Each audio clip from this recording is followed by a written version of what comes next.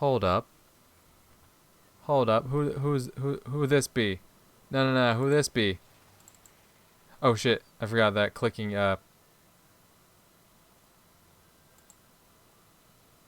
Yo, zoom in. Yo, zoom in. Oh wait, yeah, I can actually do that over here. Let me go to OBS here real quick. I'm just gonna don't worry about it. Don't worry about it. I'm just gonna zoom in. I'm just gonna oh shit, that's that's the VTube thing. That's not what I want to be adjusting right now. That's not what I want to be adjusting right now. Game capture, yeah, game capture. I want to zoom in on the game capture. Just trust me on this one. Hey, just trust me on this one. Is that who I think it is? Is that who I fucking think it is? Hey, just trust me on this one. Is that who I fucking think it is? I don't know, homie. That hat and that hair looking mighty familiar.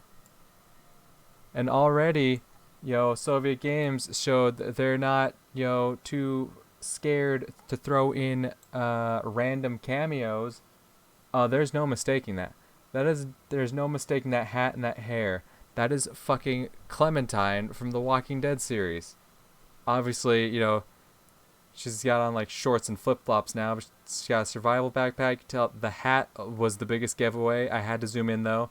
But yeah, the hat, the tied back hair, the darker skin tone. That's Clementine. They fucking put Clementine. Soviet games, you sneaky bastards. You sneaky, sneaky bastards. You put Clementine in my game. I don't know what I did to deserve this, but I appreciate it. They really said, hey, let's throw Clementine in there. That's Clementine. They fucking put Clementine in here. That's awesome. That's fucking awesome, actually.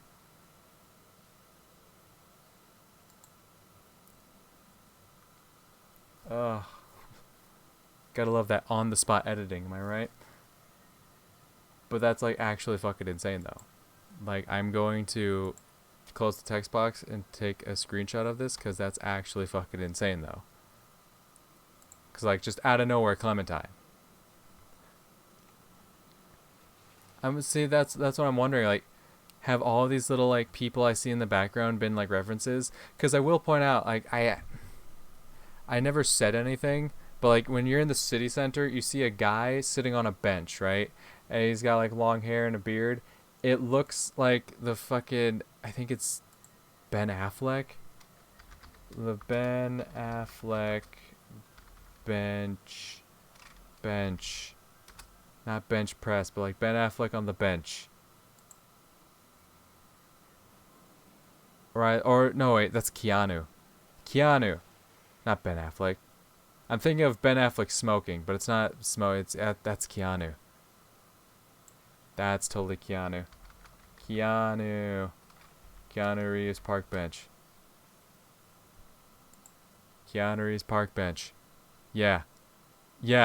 Oh, that's absolutely it. I'll have to pull up the image later. Or you know what I can do? You know what I can fucking do?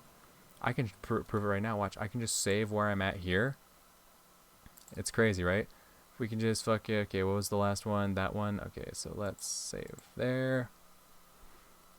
Okay, so we're saved. Good. Gucci. Let's go to the main menu, shall we? Let's go to the gallery.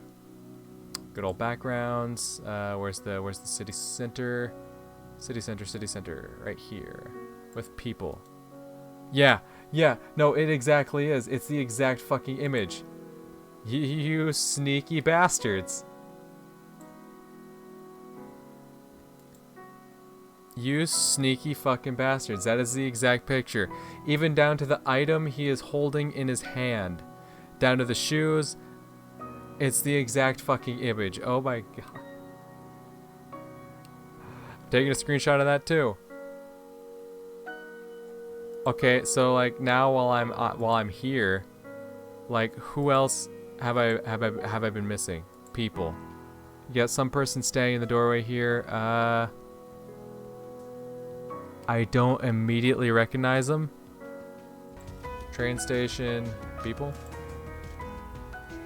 Okay, we got someone.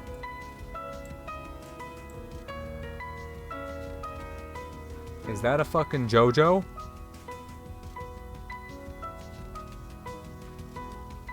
Is that a fucking JoJo? Is that a motherfucking JoJo? That certainly is very reminiscent of a particular JoJo. I know there's oh so many of them, but like yeah, that's where the chain is, the long black coat.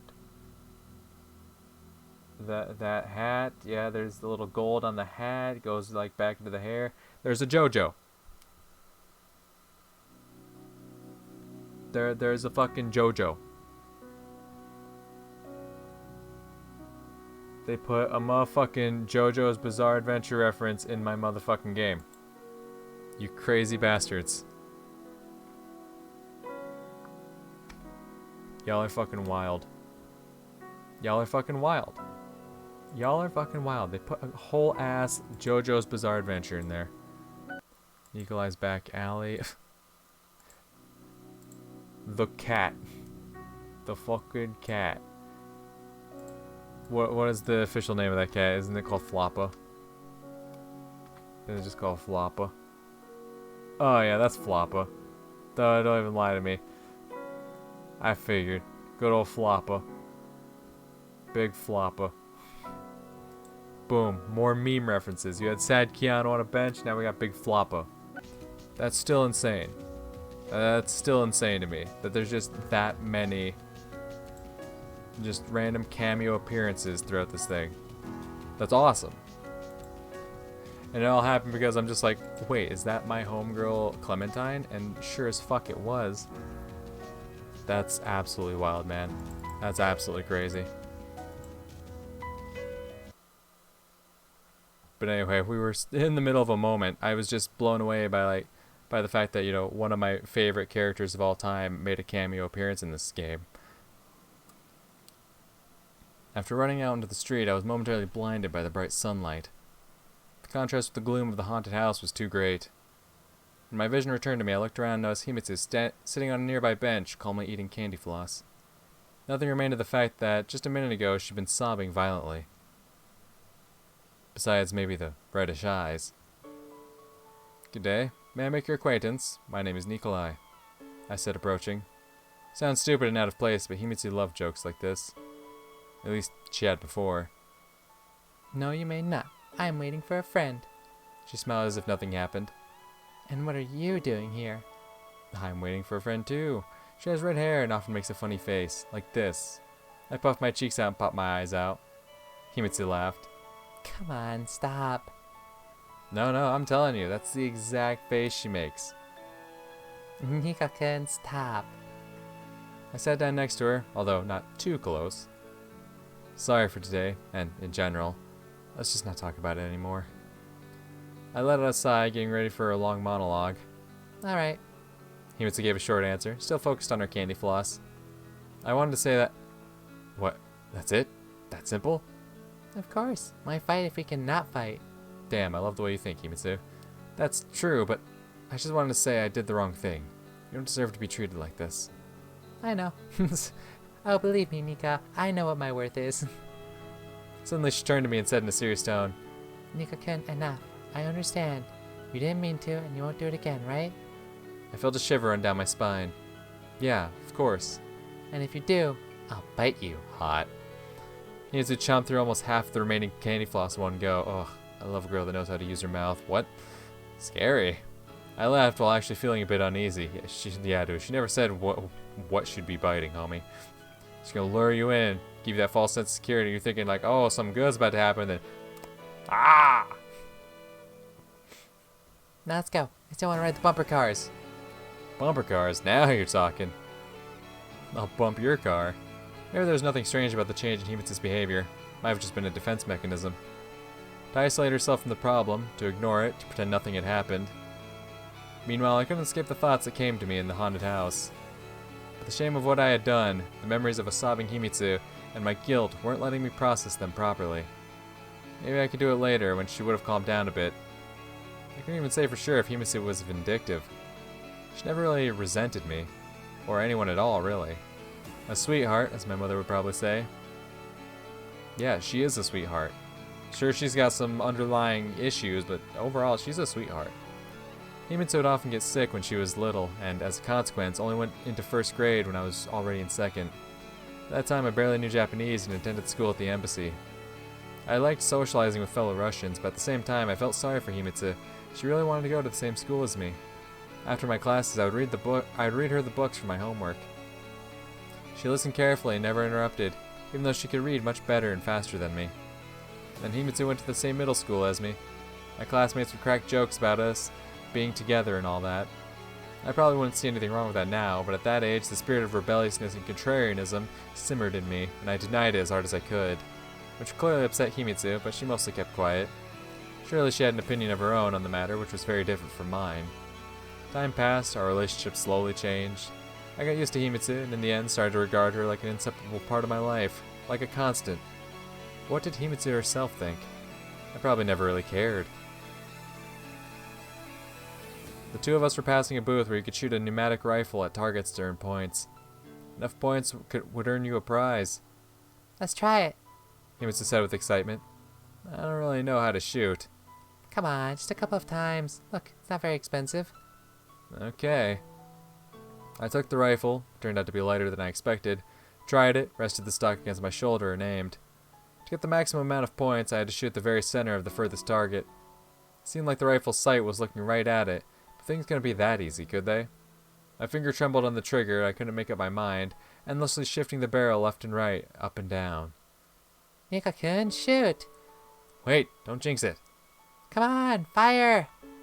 I finally got tired of it. Hit or miss, what did it matter?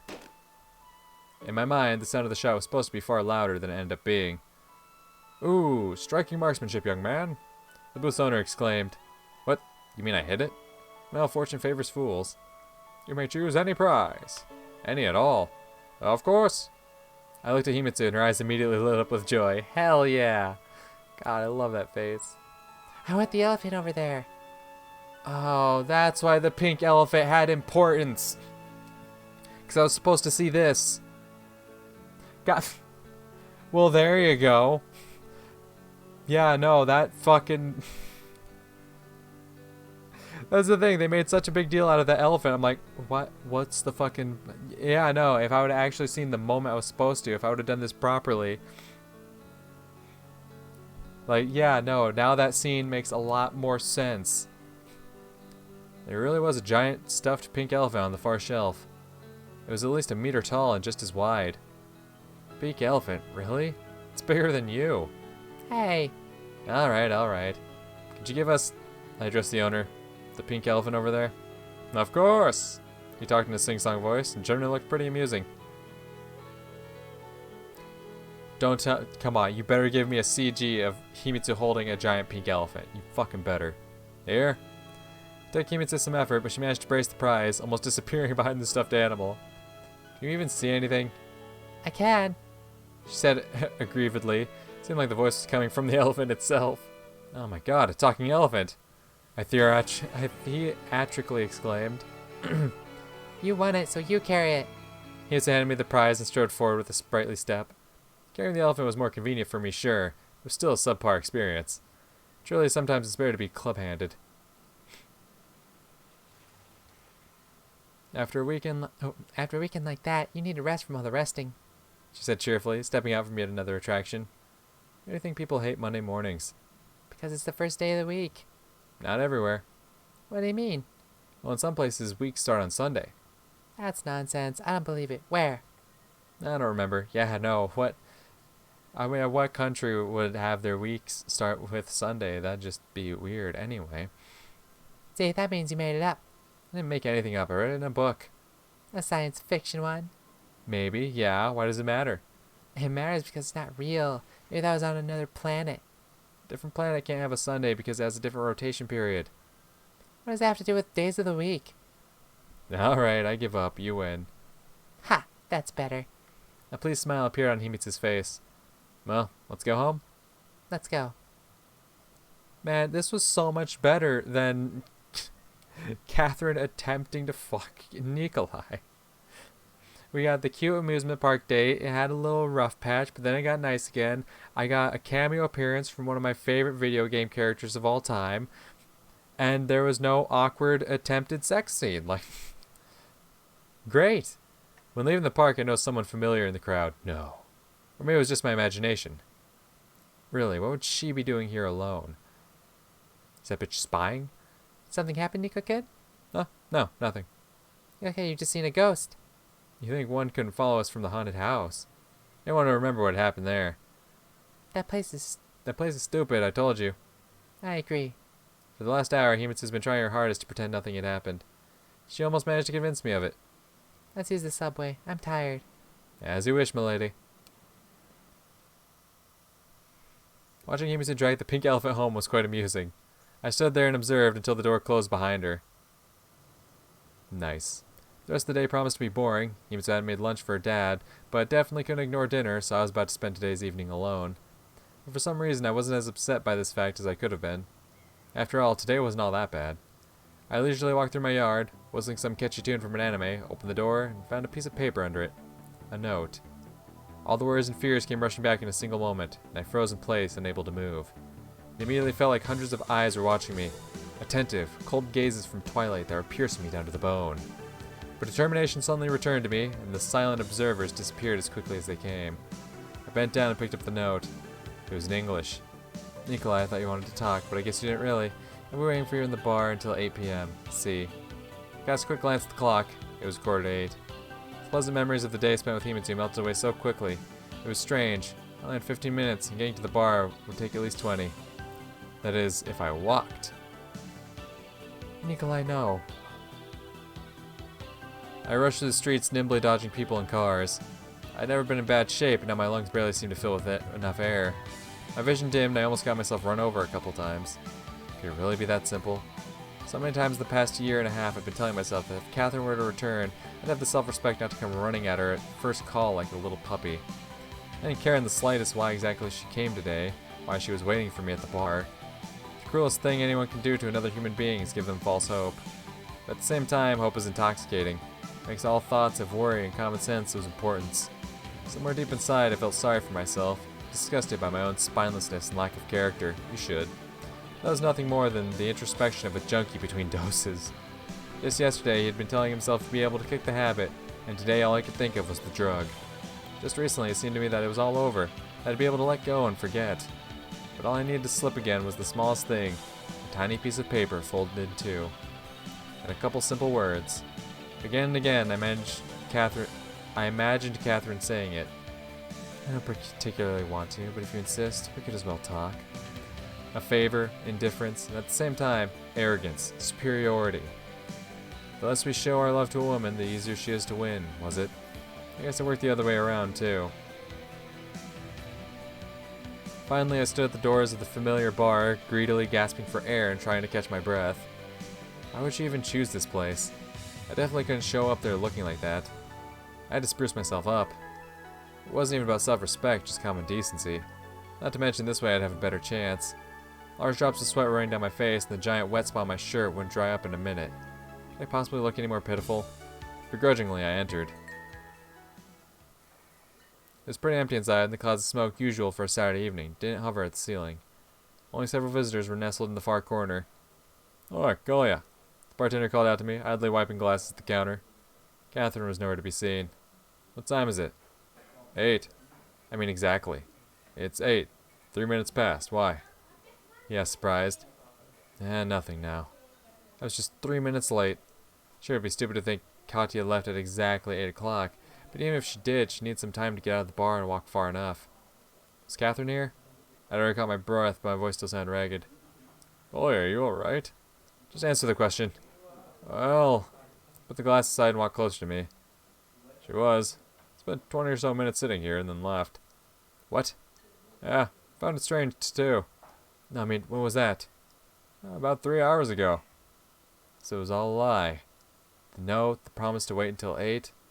Although, hadn't I made the promise up myself? Did she say anything? "No." "What about you?" "What about me?" He stared at me uncomprehendingly. "Nothing, forget it." You want to tell me what this is all about? The bartender poured a mug of beer and put it in front of me. On the house. Not today. I carefully moved the mug away. Shit's fucked, is it? Guess so. Somewhere deep inside, I knew the ostensible sympathy from the bartender was nothing more than a skillful act perfected over years of work. At the same time, now more than ever, I needed support. What was this on Catherine's part?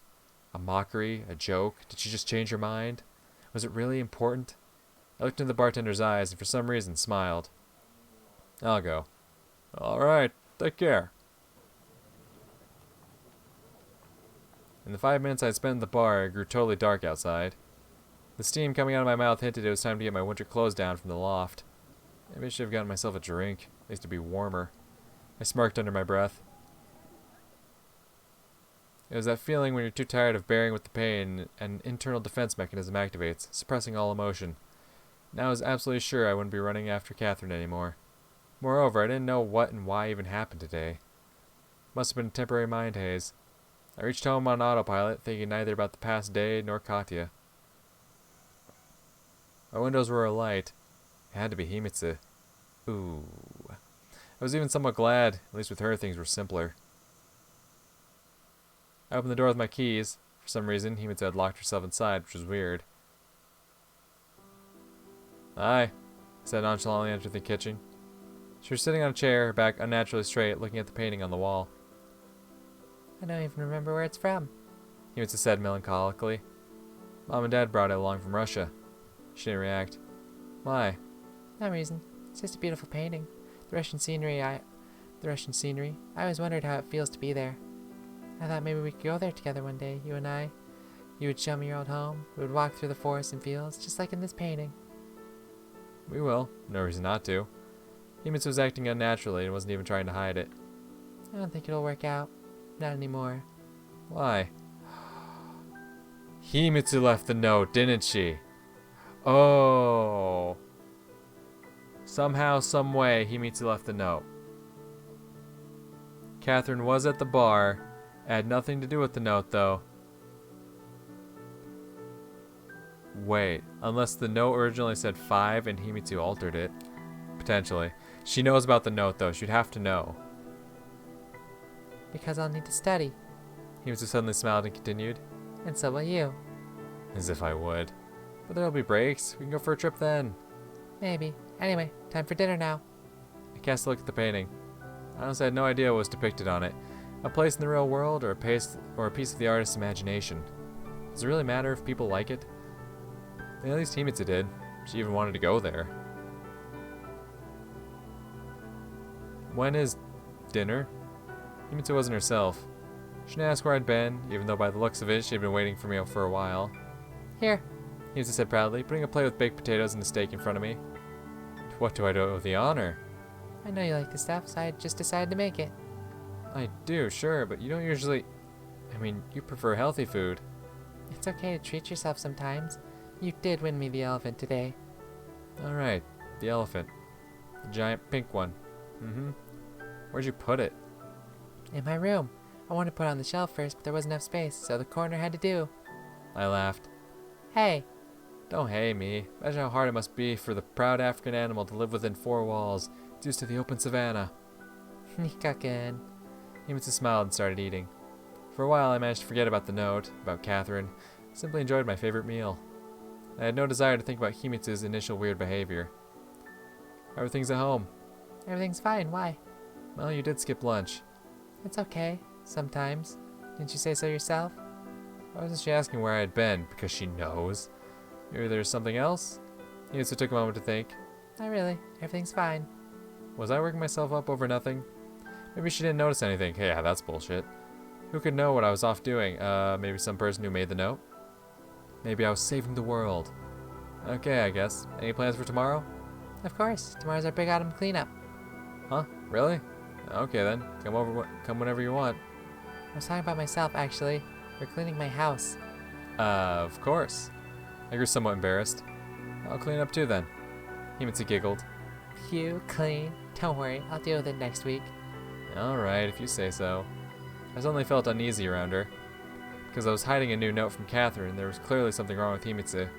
At the same time, dinner was on the table and she was smiling, which made me even more uneasy. Cleaning is a responsible task. It requires a good night's sleep. Two of us have gotten tired enough today already. I'm not tired at all. Okay, what do you want to do then? What about you? Go to sleep, to be honest. Alright, let's sleep then. Didn't you say you weren't tired? Well, if that's what you want. Okay, I guess. I stood up, but Himitsu remained in place, looking at me expectantly. Worrying thoughts started to sprout up from my mind. Should I see you safely home? I'll be sleeping with you. Oh. Is that the case? I see.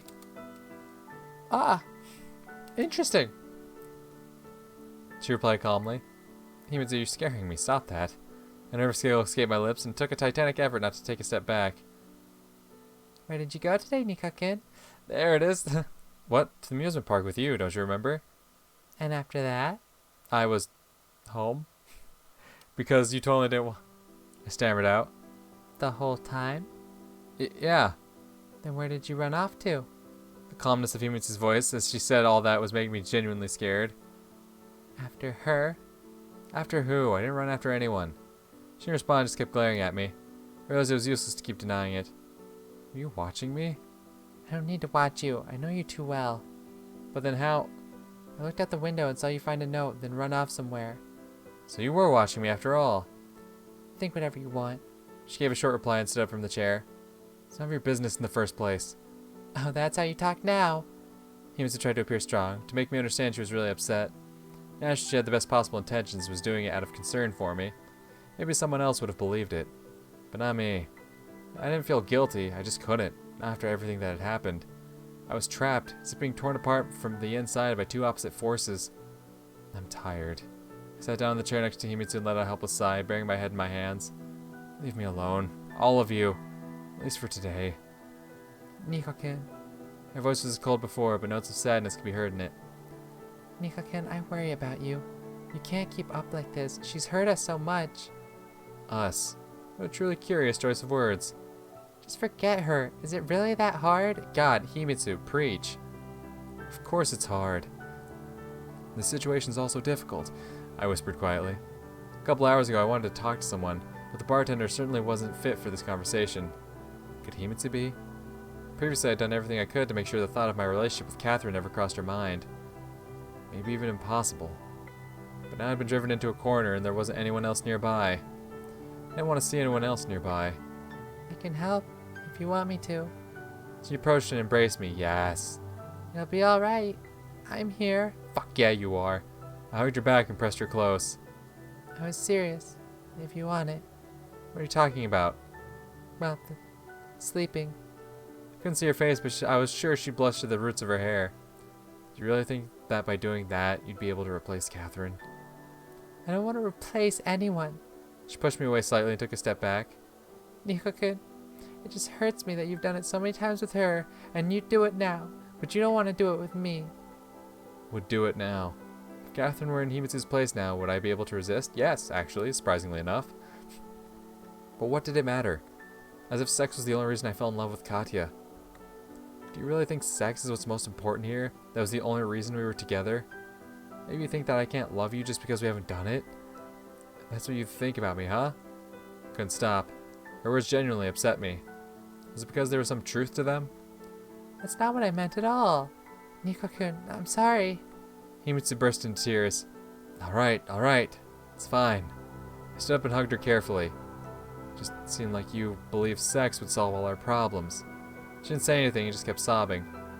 You don't really believe that, do you? Himitsu jerked her head from side to side. That's good. Sometimes even the people closest to each other should have some time apart to think things over. And what could we even talk about in this situation? So, see you tomorrow? Cleaning. She mumbled. Fine. Then see you on Monday? Himitsu said nothing and walked out of the kitchen, her eyes glued to the floor. I sunk into the chair and waited until the front door closed after her. God, things could have gone so differently. Really, why couldn't I have sex with Himitsu? Putting aside all the moralizing about it having to be between two people who love each other, what if it would have solved all our problems? I mean, Homegirl's pussy game would have to be mad fucking bomb for it to be that good. Yeah, last night I hit it, and you know what? I got no problems anymore. I'm worry free. Call that pussy Hakuna Matata, you know what I'm saying? Like, and what if it hadn't? Yeah, that's the part you should worry about. What if the sex had made things worse? Because I've definitely played some romance stories where that's the case. You're like, oh yeah, sex time, woohoo! Like hell, not even visual novels. There's other just like regular ass video games I've played where like there's a love interest, and if you go for the sex right away, you totally fuck it up. It's definitely a thing. Also, just not even talk about video games, like in real life. Yes, thinking sex is gonna solve all your problems is not the way to run a relationship. Are you having issues? Sex. Oh, yeah, we're having some problems. Sex. It may make a nice immediate solution, but in the long run, it's not gonna serve you too well, now is it, bud? Then Himitsu would definitely start to hate me. Yeah. And that'd be something I could never forgive myself for. Good.